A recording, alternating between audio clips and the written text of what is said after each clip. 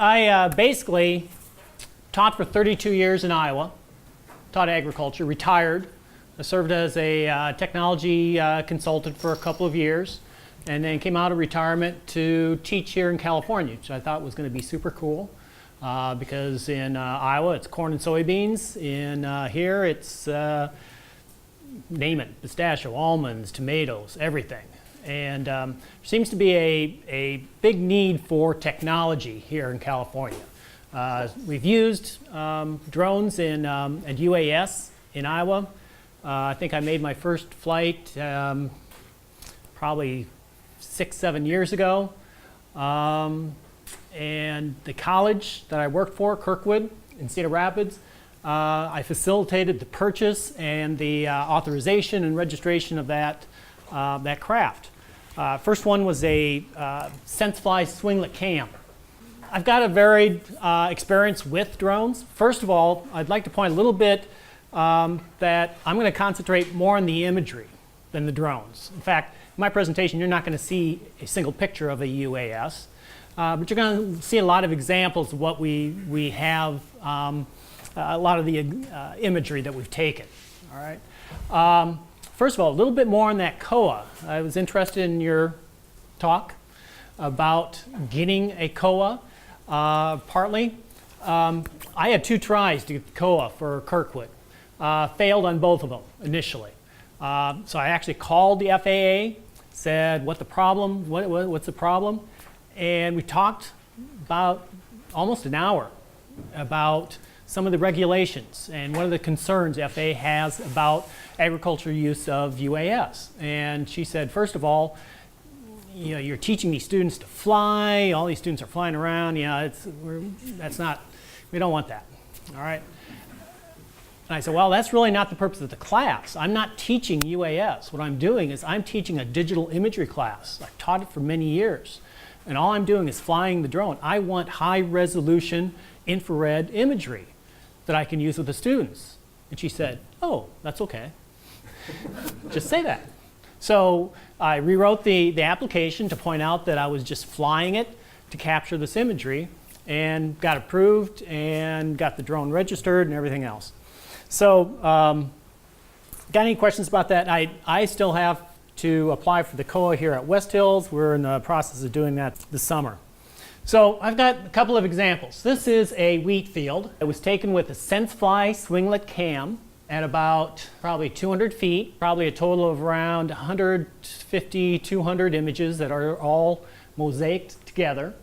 And this is actually an early season image, but what we call canopy. In other words, the crop is actually covering the ground. So no bare ground there. You can see a couple of little gaps there. I don't think we used RTK GPS to plant this.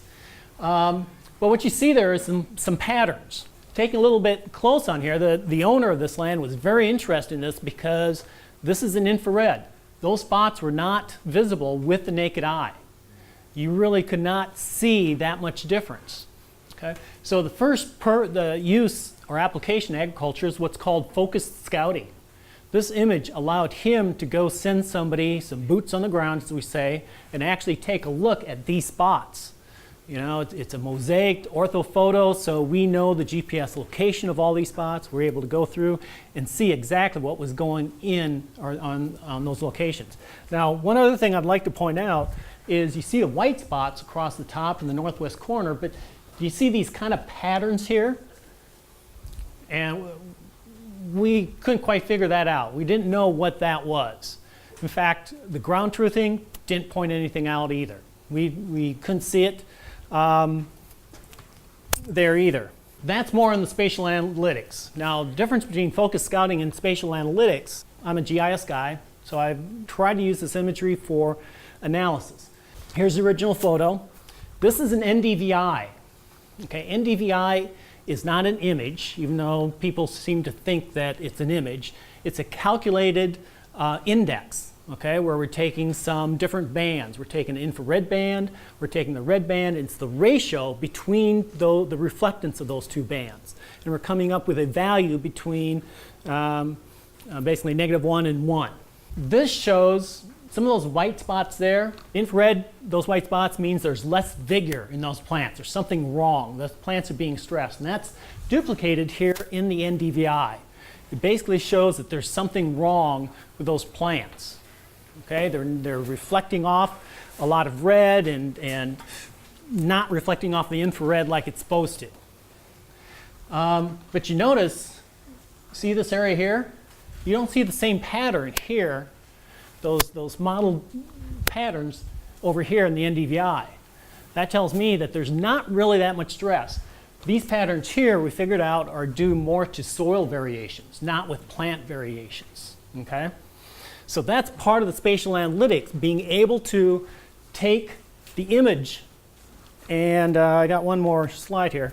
This is reclassified. So we actually took those NDVI values and reclassified them to specific values. There you'll see some of these values are different, but other than these couple here, the rest of these patterns don't match up with the patterns here. Right? And maybe it's not obvious there, but when you lay them over top of it, they don't really match up that well. So there's something else going on here. The other thing with analytics is you notice, you look at the texture, okay?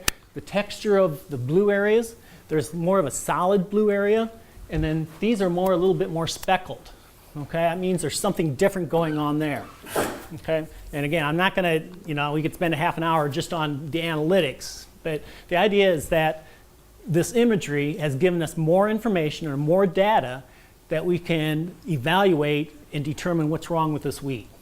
All right, here's a pistachio field. This was taken with a Phantom 4, and I should mention there were some questions about autonomous flight. All of these flights are autonomous. Okay, we do a mission planning. The craft flies over it. The SenseFly was a fixed wing. This is a Phantom 4 is a rotor UAS, but again, it was flown based on an autonomous flight. Got to include this. This is a selfie. That's me right there next to the pickup. Resolution is pretty good. One thing we try to do is an assessment of the orchard crowns or the tree crowns. You got to consider the time of year whenever you're doing some photo interpretation. This was taken in mid-November, I think. And this is what would be called a leaf off. And what you can see is the resolution is high enough that you can see some of these trees have lost all their leaves, others have not. Some are almost green. Okay? We've identified probably 20, 25 trees that lost all their leaves. Okay? And there's something with the moisture uptake or something wrong, I shouldn't say wrong with those trees, but something different with those trees. We're always looking for abnormalities, and then what we're trying to do is match them up with yield. Okay?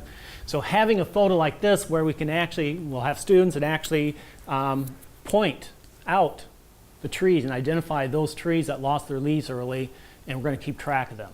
So this is an elevation map. This is a digital elevation model showing the height. The greenish to bluish refers to, that's a high elevation of the ground to lower elevation, but everything else that you see here, those are trees. Okay, that's actually the height of the tree. And to get a little bit closer, again, resolution, this isn't LiDAR, this is just processing of the images that were taken. I think there's probably, again, around 200, 250 images that were all mosaic together for this. And if you're not sure how stereo imagery works, basically, as this drone is flying, all these images overlap, and every spot on the ground is covered by at least 5 images. Okay? So by the time you're taking a look at that one point in the ground from 2 different perspectives, it can calculate an elevation. Okay, it's kind of like the old twin viewers, the old circle. I'm going to age myself. I don't know. I'm hoping that you recognize it, right? Okay, you put the little disc in there and you snap it, and you get a 3D image. Well, because one image is taken from one perspective, the other image is taken the second perspective. Your 2 eyes are putting it together and creating a 3D image. This works the same way, so we can get a quite accurate elevation. So if you have like one eye, that would be messed up. Yeah. So you ever try to play basketball with one eye closed? Yeah, it's not going to work. There's no depth perception there. So this was actually very valuable. I talked to several growers that found this extremely valuable, say, because that would indicate the growth habit of the tree. Just going back to the stereo vision setup, that's a synthetic stereo vision because it's still a single image sensor on the ear. Yes. Right? Okay, so Yeah, it's, that's just, what it's like structure promotion, effectively done. okay. Yeah, that's a little beyond. Because that's in the CD world, they call it structure promotion. Okay. Yeah, it's not true stereo Yeah, damage. okay. Next example, this is sugar beets. Okay, again, this was taken with the Phantom 4. This is a double-blind test plot, and basically each row has 2 different treatments, completely random. Okay, we don't even know what they are. This is an ongoing. I just took this probably a couple of weeks ago. A plant stand evaluation is one important aspect of agriculture where we can actually, with the imagery, go out and for each section, count the number of plants that are there growing and the possible condition. In addition, note the irrigation line here. We can actually point out, I don't know that this one has one in there, but you can actually point out emitters sometimes where they are along the irrigation line. I think this one, most of these flights with the Phantom 4 are around 100 feet. That field size is around 20, 30 acres. All right, here's a garlic field. And by the way, in the upper right-hand corner, that's our solar field. We've got the garlic planted around it. This is kind of an assessment of the irrigation, okay? This is relatively early in the season. My director was concerned about how well the farm technician was taking care of the irrigation, because what you do is you have pipes here, and then they are moved and offset on a regular basis. And he was worried that we weren't getting a uniform pattern. Well, take a look at some of this, and the imagery itself, this is an analytical, this is just a quick photo, and that the farm technician and director can look at it, and the students can look at it and say, we're missing some areas. We're not getting a very good pattern here. And some of this shows it. We've got some thicker plants here. You'll see a little little diagonal area that seems to be a little bit darker, a little bit better growth. That's actually due to soil type. There's a little, because of a different soil type, those plants are doing a little bit better. That tells us that we need to be adjusting our irrigation in many of those areas to do a better job. The darker brown areas, or the lighter brown areas that you see in between, those are weeds that have been killed by a herbicide. So you can see the patterns there also. All right, this is corn. So, yeah, this is from back in Iowa. This was very interesting. I really like this image, because this is one that I'm not going to get into too much, because I think we have a speaker talking about insurance, but that's the main reason this was taken. The owner of this property, we were cooperating with the college, said we had a lot of wind last night. I want to see how much corn is down. Can you fly it? So satellite, that wouldn't have been possible. Manned flight probably wasn't possible because of the low clouds and the windy conditions that were still out there.